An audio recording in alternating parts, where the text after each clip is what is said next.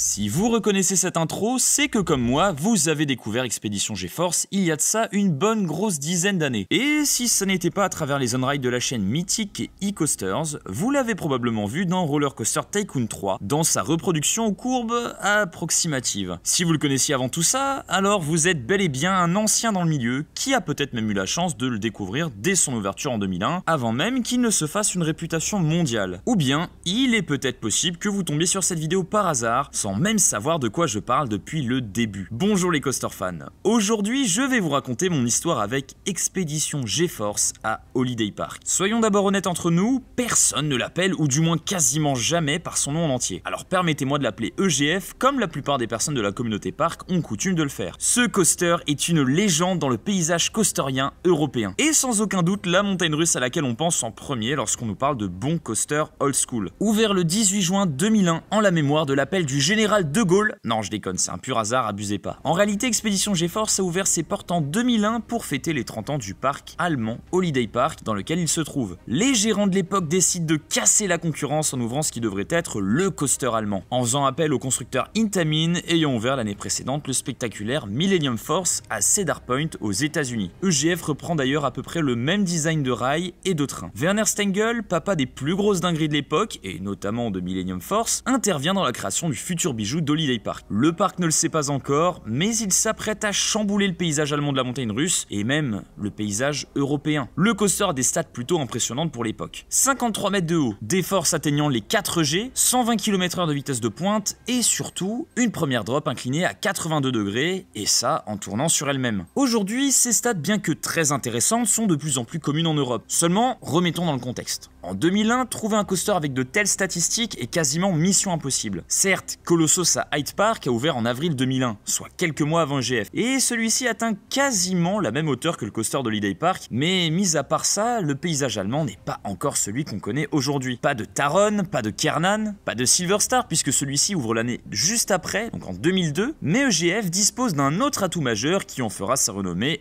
encore aujourd'hui. Tout mon coaster fan qui se respecte doit savoir que dans une montagne russe, ce ne sont pas vraiment les stats de hauteur ou de vitesse qui font tout, mais plutôt l'exécution du parcours, autrement appelé layout dans le jargon parconautique. Et EGF dispose de deux atouts majeurs qui feront parler de lui jusque sur le nouveau continent. D'abord, une drop qui déglingue sa race. Celle-ci en aura fait flipper plus d'un, notamment pour les passagers situés au dernier rang. Deuxième et principal atout du coaster, des airtime longs et puissants. Expédition GeForce dispose d'un des éléments, pour ne pas dire l'élément le plus recherché par les passionnés de roller coaster, les airtime, c'est-à-dire ce moment où, en haut d'une bosse, votre corps cherche à poursuivre son élan vers le ciel, mais que le train et vos harnais, ou la barre, vous maintiennent pour vous ramener vers un autre point, en général vers le sol, ceci vous donnant l'impression de vous faire soulever, voire éjecter de votre siège. EGF a un total de 6 réels gros points d'airtime, 4 plutôt vifs vers la fin du parcours, un premier bien long et puissant au début, suivi du second qui se veut à l'époque être l'airtime le plus puissant au monde. Voilà, autant vous dire qu'on est là sur la claque européenne de ce début du siècle. De là est née la réputation légendaire de la bête, aussi bien en Europe que de l'autre côté de l'océan Atlantique. Et au final, début des années 2000, tu veux faire des coasters en Europe, fais surtout EGF. Il aura d'ailleurs reçu un paquet de nominations aux fameux Golden Ticket Awards,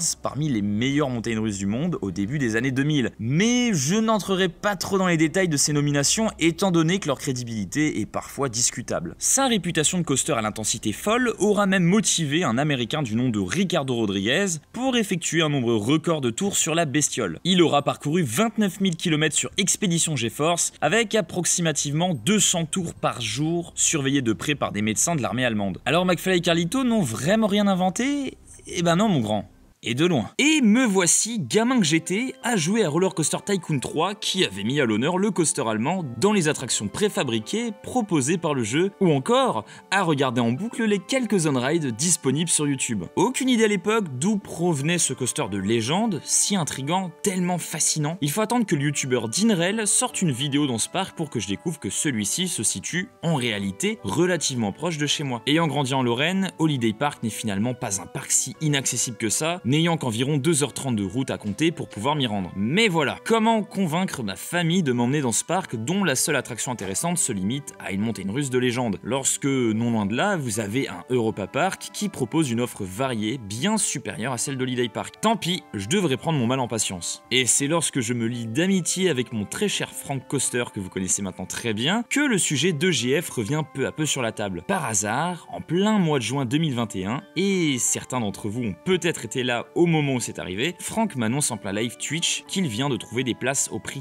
tellement cassé que j'ai presque du mal à le croire, pour nous rendre à Holiday Park en Allemagne. Ça y est, nous allons enfin découvrir Expédition GeForce. Le coaster que j'ai attendu presque toute ma vie, sera-t-il meilleur que Taron et Conda? À l'époque, les deux seules grosses montagnes russes de classe européenne que j'ai testées, je remarque que la plupart des gens le positionnent en dessous de ces deux grands 8 dans leur top, alors je m'attends simplement à un coaster de légende, sans pour autant aller y chercher un éventuel top 1 ou même top 2. C'est le jour J et nous arrivons sur un parking absolument vide. En plein mois de juin, ni la France ni l'Allemagne ne sont en vacances.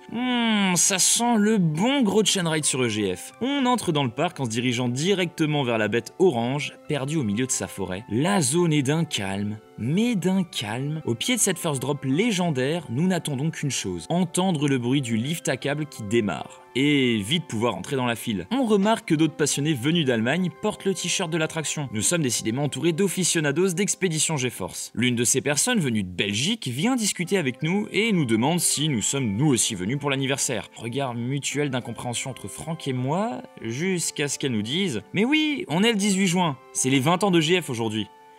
Mais oui, mais qu'est-ce qu'on est vénard! On n'a même pas fait exprès, mais on s'est bien retrouvé à découvrir EGF le jour de ses 20 ans par un simple hasard, étant donné que jusqu'à cette visite, on n'était pas au courant de la date d'ouverture d'Expédition GeForce. Pendant notre discussion, la personne avec qui nous étions en train de discuter était une passionnée avec déjà pas mal de bouteilles dans le milieu. On lui dit tout fièrement que nous avons été découvrir Conda il y a de ça 2 semaines, ce à quoi elle nous répond « Ah oui, Conda, oui, c'est sympa, oui, enfin pas autant que GF. » Pas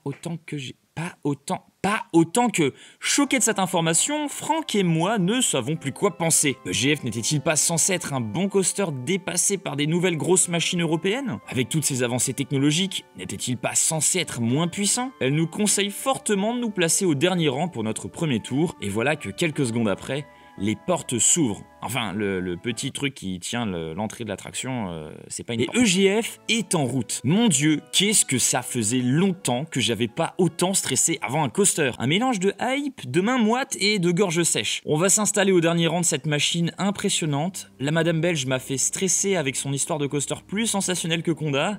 Et Conda, ça pousse. Mais alors... est-ce qu'il y a pire ou mieux ou pire enfin, bon, c'est pas possible. On nous harnache dans ces sièges Intamin old school, ras du sol, qui donnent l'impression d'être tenus à peu de choses. Les opérateurs font un petit speech en allemand pour nous mettre dans l'ambiance et nous annoncent que nous avons la chance d'être les premiers riders des 20 ans de GF. Pas mal comme premier dispatch. Le cœur bat à 200 à l'heure. Le lift démarre et nous nous engageons dans cette longue montée tirée par un câble. Non mais sérieux, pourquoi je stresse? Je pensais être habitué à rider des grosses machines et voilà que j'appréhende. Mais en même temps j'ai hâte. C'est très bizarre, mais bordel, qu'est-ce que je kiffe. On y est presque. Ça y est, le coaster que j'attends depuis que je suis gosse. C'est maintenant que je vais enfin savoir s'il mérite sa réputation, que je vais savoir ce qu'il a vraiment dans le ventre. Le bout du train s'engage alors que l'arrière où nous nous trouvons n'est pas encore à son point culminant. Et là... mon Dieu, mais quelle puissance! Ça nous tire, ça nous aspire vers le sol pour nous faire valdinguer vers l'extérieur du train. Et cette sensation, et ça faisait un bout de temps que je disais avoir du mal à ressentir des effets de fameux... vous savez, les fameux guilis dans le bidou au moment de drop dans les coasters. Mais EGF m'a non seulement fait ressentir à nouveau cette sensation que j'avais pas ressentie depuis belle lurette, mais il a eu le chic de me la faire ressentir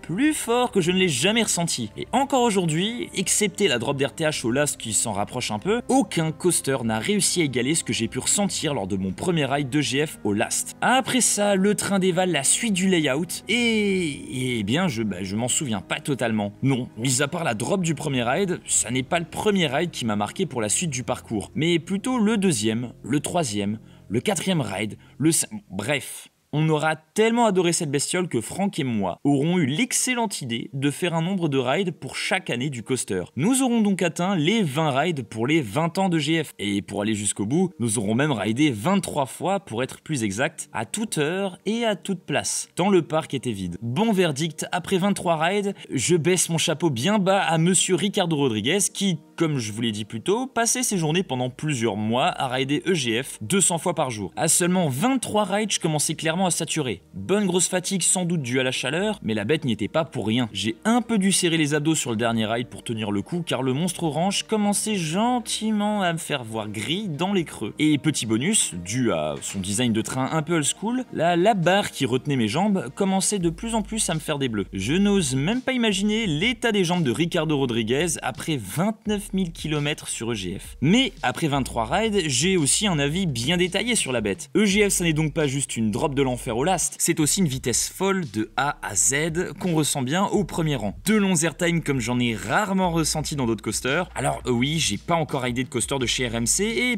paraît-il qu'ils sont eux aussi des monstres dans ce domaine, mais quoi qu'il en soit, je n'ai pas encore réussi à trouver un coaster Intamin qui arrive à la hauteur de EGF en termes de puissance, constructeur pourtant réputé pour délivrer des airtime de qualité. 4 bunny ups sont disposés au long du layout et bon Dieu, mais qu'ils sont fun. On a certes quelques moments de répit avec quelques longs virages et ligne droite des Intamin old school, mais l'EGF turn en plein milieu viendra vous mettre un petit coup de fouet pour vous réveiller. EGF c'est simple, c'est une intensité comme on en retrouve rarement sur le vieux continent et que même des coasters de qualité récents ont du mal à égaler. Certes, les layouts d'aujourd'hui sont plus fous dans leurs éléments, plus de rythme, plus de maîtrise, mais rarement aussi puissants que ce qu'on retrouve dans des vieilleries bien conçues à la EGF. Du coup, beaucoup d'entre vous lui préféreront un Conda, un Toutatis, un Hyperion pour ne citer que, à juste titre, mais personnellement, ce coaster fait toujours partie de mes préférés et j'avoue avoir hésité avant de le dégager de sa place de numéro 1 dans mon top, qu'il a quand même gardé 2 bonnes années. EGF a été pour moi la grosse surprise coasterienne de ma vie. J'avais souvent eu des attentes plus fortes que prévues en termes de puissance de drop et d'airtime avant de rider des coasters, ce qui pouvait avoir tendance à me donner un avis mitigé lors de mes premiers rides. Souvenez-vous-en, pour ceux qui ont vu le dernier épisode sur Taron de mon histoire avec, le premier ride n'était pas forcément très concluant. Mais EGF, dès le début, c'était la claque. Tant je ne savais pas qu'un tel niveau de puissance existait. Il me tarde de retourner au Holiday Park pour reposer mon cul sur cette pépite, pour voir si mon avis n'a pas bougé, et surtout,